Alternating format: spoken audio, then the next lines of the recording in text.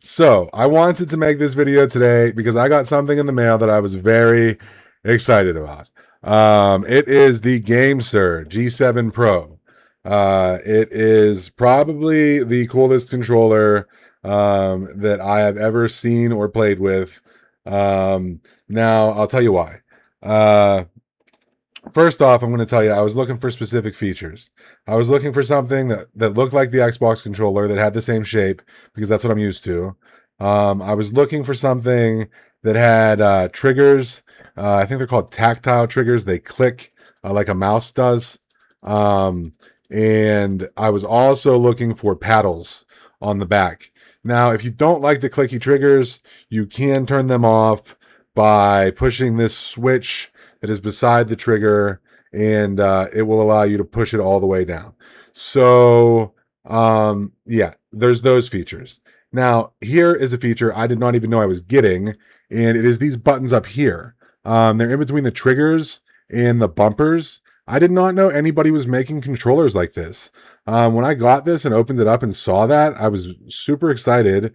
And so I have my jump and my melee set to these buttons, and I have my slide and my sprint set to these buttons down here, to the paddles. And another thing is the paddles are flush, so you don't have to balance. Like, I know some controllers have paddles and you have to hold it like this because the paddles are kind of out and away from the controller. So you kind of have to balance it in your hands in a weird way. Where this one, you can grab it like a regular Xbox controller and then just push in with your middle finger, and you have the action of the paddle button. So it plays really well. I played 3 rounds with it so far, and I placed top 3 in all 3 rounds. The slide on the paddle really makes a big difference, to be able to run up to your enemy, hit the paddle, and slide, and then have the right stick free to aim instead of having to click on the right stick and then adjust and aim. So yeah, and then the sprint I put on the left bumper just to alleviate the stress on the left joystick so that I'm not always clicking on it. And this is for Call of Duty. Call of Duty is my main game. Yeah. So anyhow, it's a really solid product. The grips feel good. These gray grips, they feel really great.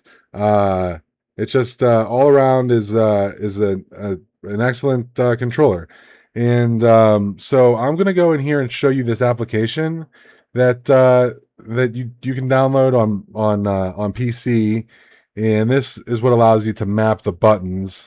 Um, so in here you have the button mapping down in this right corner, and then you have the dead zones for the sticks, and you have the dead zones for the triggers. So you can make it so that even without the click, the controller will fire with just a hair of a push. And you can change that depending on what you like.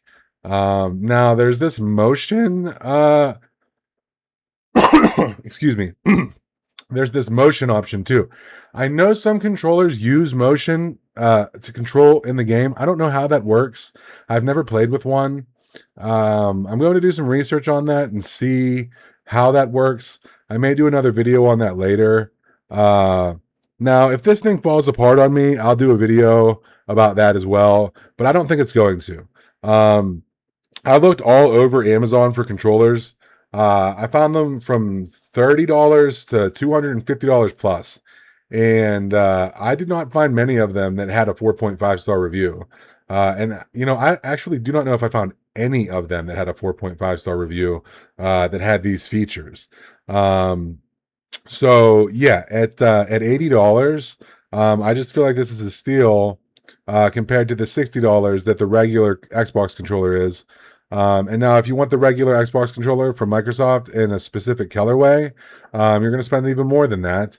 And so, yeah, Gamesir, they really, they did well with this one, and, they put it out there at a great value, and, I'm super happy with it. So if you are in the market for a controller, Definitely look into the the Gamesir G7 Pro. Yeah, it's awesome. So I am going to get back into the game, and I'll give you an update on this motion thing if I do end up diving into that, or if I have any problems with this. But like I said, it got great reviews, and these controllers they're very popular for not getting stick drift, which my current controller does have. Even with very gentle use, it happens. So hopefully I don't get that with this. But if I do, I expect it would probably take a year or more.